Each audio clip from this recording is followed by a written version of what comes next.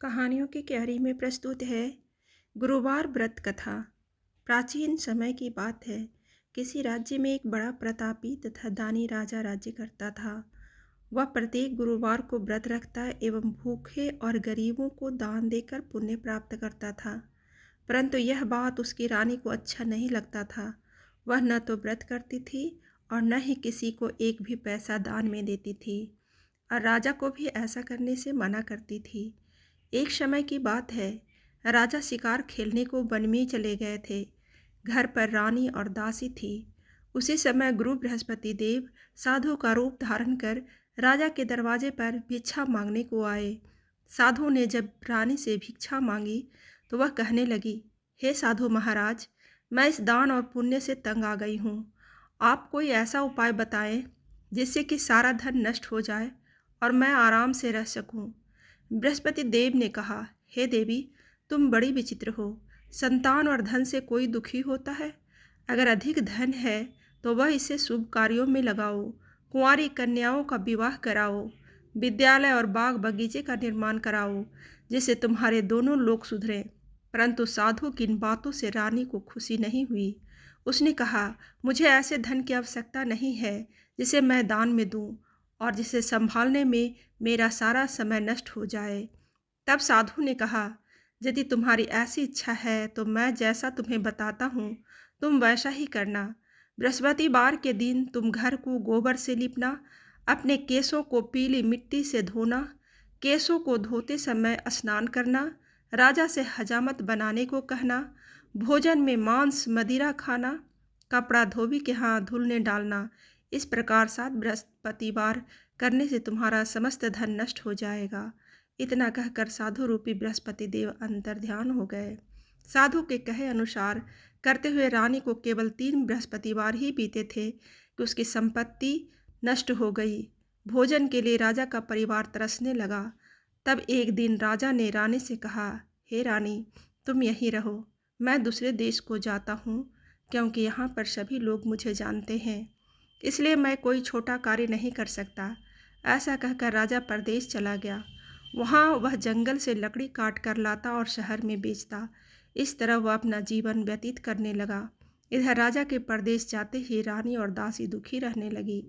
एक बार जब रानी और दासी को 7 दिन तक बिना भोजन के रहना पड़ा तो रानी ने अपनी दासी से कहा, हे दासी, पास ही के नगर में मेरी बहन रहती है।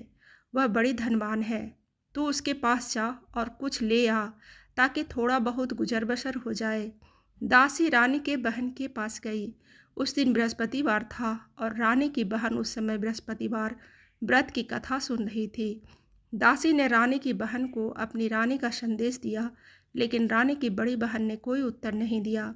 जब दासी को रानी की बहन से कोई उत्तर नहीं मिला तो वह बहुत दुखी हुई और उसे क्रोध भी आया। दासी ने वापस आकर रानी को सारी बात बता दी। सुनकर रानी ने अपने भाग्य को कोसा। उधर रानी की बहन ने सोचा कि मेरी बहन की दासी आई थी, परंतु मैं उससे नहीं बोली, इससे वह बहुत दुखी हुई होगी। कथा सुनकर और पूजन समाप्त कर वह अपनी बहन के घर आई और कहने लगी, हे बहन, मैं बृहस्पतिवार का व्रत कर रही थी। तुम्हारे दासी मेरे घर आई थी, परंतु जब तक कथा होती है तब तक न उठते हैं और न ही बोलते हैं, इसलिए मैं नहीं बोली। कहो दासी क्यों गई थी? रानी बोली, बहन तुमसे क्या छुपाऊं, हमारे घर में खाने तक को अनाज नहीं है। ऐसा कहते कहते रानी की आंखें भर आई।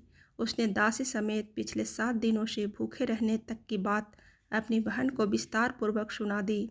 रानी की बहन बोली, देखो बहन, भगवान बृहस्पति देव सबकी मनोकामना को पूर्ण करते हैं। देखो, शायद तुम्हारे घर में अनाज रखा हो। पहले तो रानी को विश्वास नहीं हुआ, पर बहन के आग्रह करने पर उसने अपनी दासी को अंदर भेजा तो उसे सचमुच अनाज से भरा एक घड़ा मिल गया। यह देखकर दासी को बड़ी हैरानी हुई। दासी रानी से कहने लगी, हे रानी, जब हमको भोजन नहीं मिलता तो हम व्रत ही तो करते हैं, इसलिए क्यों ना उनसे व्रत और कथा की विधि पूछ ली जाए, ताकि हम भी व्रत कर सकें।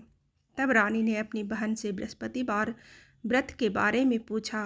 उसकी बहन ने बताया, बृहस्पतिवार के व्रत में चने की दाल और मुनक्का से विष्णु भगवान का केले की जड़ में पूजन करें तथा दीपक जलाएं। व्रत कथा सुने और पीला भोजन ही करें। इससे बृहस्पति देव प्रसन्न होते हैं। व्रत और पूजन विधि बतलाकर रानी की बहन अपने घर को लौट गई। 7वें रोज बाद जब गुरुवार आया तो रानी और दासी ने निश्चयानुसार व्रत रखा। घुड़साल में जाकर चना और गुड़ बीन लाई और फिर उसकी दाल से केले की जड़ तथा विष्णु भगवान का पूजा किया। जब पीला भोजन कहाँ से आए, इस बात को लेकर दोनों बहुत दुखी थे। चूँकि उन्होंने व्रत रखा था, इसलिए गुरुदेव उन पर प्रसन्न थे। इसलिए वे एक साधारण व्यक्ति का रूप धारण कर 2 थालों में सुंदर पीला भोजन दासी को दे गए। भोजन पाकर दासी प्रसन्न हुई और फिर रानी के साथ मिलकर भोजन ग्रहण किया। इसके बाद वे सभी गुरुवार को व्रत और पूजन करने लगी। बृहस्पति भगवान की कृपा से उनके पास फिर से धन संपत्ति हो गया, परंतु रानी फिर से पहले की तरह आलस्य करने लगी। तब दासी बोली, देखो रानी, तुम पहले भी इस प्रकार आलस्य करती थी। तुम्हें धन रखने में कष्ट होता था, इस कारण सभी धन नष्ट हो गया, और अब जब भगवान गुरुदेव की कृपा से धन मिला है तो तुम्हें फिर से आलस्य होता है। बड़ी मुसीबतों के बाद हमने धन पाया है, इसलिए हमें दान पुण्य करना चाहिए, भूखे मनुष्यों को भोजन कराना चाहिए और धन को शुभ कार्यों में खर्च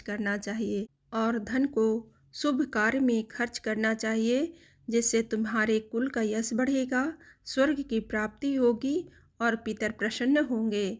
दासी की बात मानकर रानी अपना धन शुभ कार्यों में खर्च करने लगी, जिससे पूरे नगर में उसका जश फैलने लगा।